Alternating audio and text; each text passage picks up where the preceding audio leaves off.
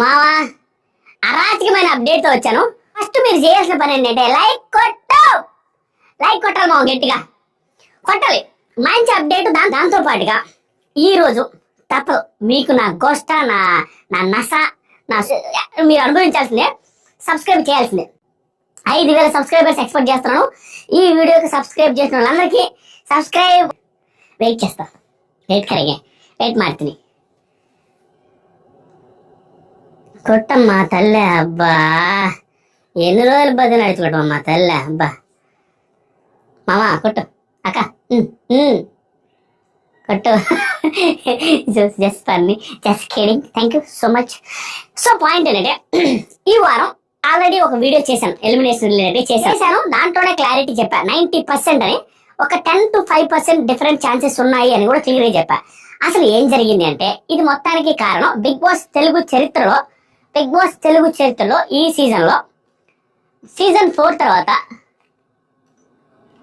Just 10 నిమిషాలు లోపల అయిపోద్ది. సీజన్ 4 తర్వాత season 4 highest super duper hit season.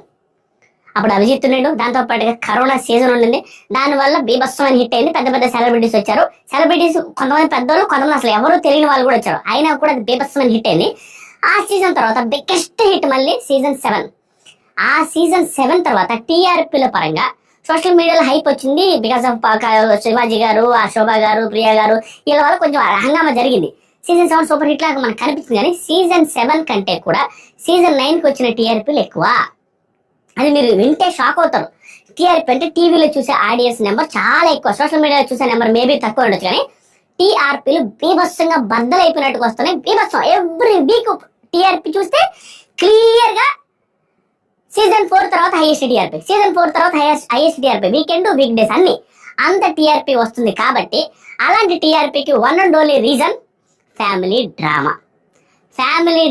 ఈ సీజన్ లో అంత ఫ్యామిలీ డ్రామాలో 10% ఫ్యామిలీ డ్రామా కూడా అన్ని సీజన్లు కలిపినా లేదు. నానా అన్న Bharani garu father figure, brother figure, దాంతో పాటుగా మంచి పర్సనాలిటీ, అంటే ఎమోషనల్ పర్సనాలిటీ, ఎవరిని ఏమనలేని మంచితనం. ఇదొకటి. ఇక బిగ్ బాస్ తెలుగు చరిత్రలో ఇంకా జరగలేదురా అనుకున్నది ఇదొకటి. ఇంకొకటి మన ఇమాన్యుల్ అండ్ సంజన గారు అమ్మ కొడుకు బాండింగ్ అసలు అరాచకం. అది ఏ సీజన్ లేదు. ఇన్ని బాండింగ్ల మధ్యలో లవ్ ట్రాక్లు 2. ఇలా ఇంత ఫ్యామిలీ డ్రామా క్రియేట్ చేసిన ఏకైక సీజన్ కాబట్టి టీఆర్పీలు వస్తున్నాయి. ఆ ఫ్యామిలీ డ్రామాని బిగ్ బాస్ విడదీయాలని లేడు కాబట్టి దివ్య గారు ఈ వారం ఎలిమినేట్ అవ్వలేదు. She is not eliminated from Bigg Boss season 9 house. ఆవిడ అలాగే ఉండిపోతున్నారు. ఇప్పుడు దీనికి కారణం ఏంటంటే కర్త కర్మ క్రియ క్లియర్. నేను ఆల్రెడీ చెప్పా ఏం జరుగుద్దంటే శనివారం ఆదివారం సిచ్యువేషన్స్ జరిగిన దాన్ని బట్టి అక్కడ జరిగిన గొడవలు, అక్కడ జరిగిన సిచ్యువేషన్ తగ్గట్టుగా స్పాట్ డెసిషన్ తీసుకునే అవకాశం కూడా ఉంది అని చెప్పాను. ఈ రోజు దీనికి కారణం నాకు తెలిసింది, నాకు అనిపిస్తున్నది ఏంటంటే ఈ రోజు ఒక ఇష్యూ జరిగింది. నిన్న పెద్ద ఇష్యూ, ఈ సీజన్ కే పెద్ద ఇష్యూ జరిగింది. ఎక్కడ చూసుకున్న వ్యూస్ కావచ్చు, బీభత్సమైన వైరల్ అయినాయి ఆ వీడియోస్ ఇన్స్టాగ్రామ్ లో. ఎక్కడ పెట్టినా వీళ్ళిద్దరు ఏంటి రైట్ కొట్టుకుంటున్నారని, బిందెల కాడ కొట్టుకున్నట్టుగా ఇష్టం వచ్చి టచ్చుకున్నారు. దివ్య తనుజ వీళ్ళిద్దరిని దివ్య తనుజ అంటే భరణి గారు గుర్తొస్తారు. దివ్య తనుజ మాట అయితే భరణి గారు మధ్యలో బలైపోతున్నాం. ఇది ఫ్యామిలీ డ్రామా, దీనికి మించింది ఏమి లేదు. ఈ సిచ్యువేషన్ ఫేజర్ కి హైలైట్ అయితే నిన్న ఏం జరిగిందో ఈ రోజు దాని మీద డిస్కషన్ స్టార్ట్ చేస్తే ఎవరు ఊహించని విధంగా, అంటే అది ఏ రకంగా చేశారో భరణి గారికి హ్యాట్స్ ఆఫ్ చెప్పాల్సిందే. ఈ వీడియో ఖచ్చితంగా ఆయనకి తనుజ ఫ్యాన్స్ లో ఖచ్చితంగా ఈ పర్టికులర్ డేలో మేబీ నెగిటివ్ అవుతారేమో, కానీ ఓవరాల్ గా అతని గట్స్ కి, అతని స్ట్రైట్ ఫార్వర్డ్నెస్ కి పాజిటివిటీ పెరిగే అవకాశం ఉంది. ఏం జరిగిందంటే ప్రోమో చూస్తే మీకు అర్థమై ఉండాలి. ఆయన అసలు హైలైట్ ఏమనిపించిందంటే డైరెక్ట్ గా దివ్య గారిది తప్పు కాదు, తనుజాదే తప్పు అని చెప్పాడు. యాజ్ పర్ ద ప్రోమో నాకు తెలిసిన షాక్ నేను.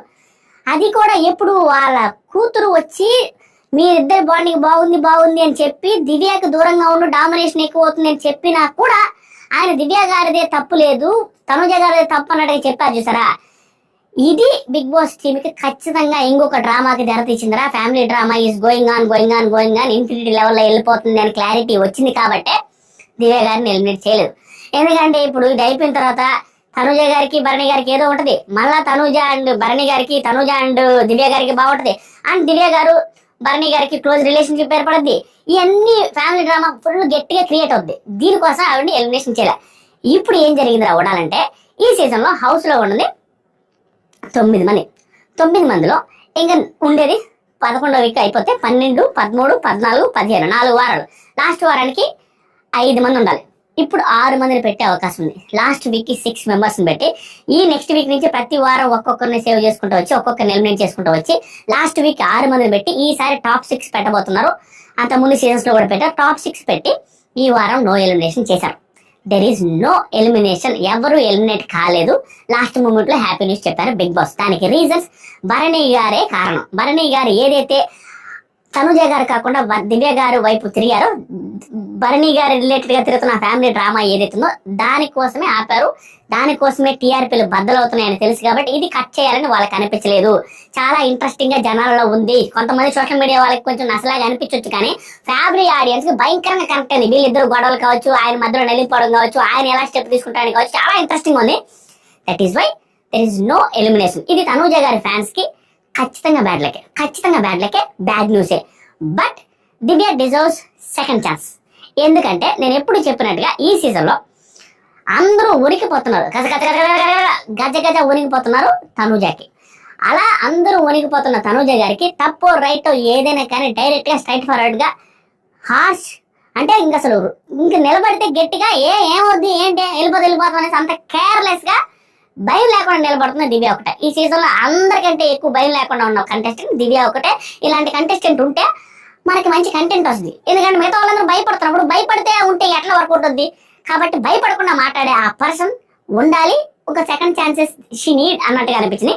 చూద్దాం దీన్ని ఎక్కువ నెగిటివిటీని తెచ్చుకునేట్టుకు ఉంటుందా, లేదా దీన్ని ముందుకు తీసుకెళ్లి పాజిటివిటీ తెచ్చుకుంటుందని చూడాలి.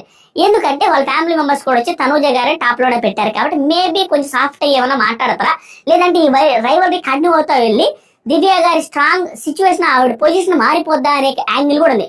ఎందుకు మారిపోద్దారంటే ఏమో ఈ ఫైట్ జరుగుతూ ఉండి కొన్ని సిచ్యువేషన్ లో దివ్య గారి రైట్ అనే సిచ్యువేషన్ వచ్చింది అనుకోండి, ఆటోమేటిక్ గా కళ్యాణ్ ఫ్యాన్స్, ఇమానుల్ ఫ్యాన్స్ ఇలాంటి వాళ్ళు సపోర్ట్ చేసుకుంటూ వెళ్తే ఇవి టాప్ దాకా వెళ్ళి ఆశ్చర్యపోవాల్సిన అవసరం లేదు. కొంచెం తగ్గించుకోవాలి. కొంచెం ఆ జలస్ ఏదైతే ఉందో అది పోర్ట్రే అవుతున్న జలస్ని తగ్గించుకుంటే వర్కౌట్ అవుతుంది కూడా. చూస్తా ఉండండి. Thank you so much. Love you all. Divya eliminate అవ్వలేదు, అసలు ఎవరు ఎలిమినేట్ అవ్వలేదు. ఇది గుడ్ న్యూసా బ్యాడ్ న్యూసా, మీకు అది నిజంగా దివ్య గారు వెళ్ళిపోయింటే బాగుండు, లేకుంటే ఆవిడ ఎలిమినేట్ కాకపోవడమే మంచిదని ఏ రకంగా అనిపించింది జెన్యూన్ కామెంట్ చేయండి. దాంతో పాటుగా ఈ వీడియోకి సబ్స్క్రైబ్ చేయండి అండ్ లైక్ చేయండి. దీనికి ముందు 2-3 వీడియోస్ చేసిన ఒకసారి చూడండి మామ. Love you. బాయ్.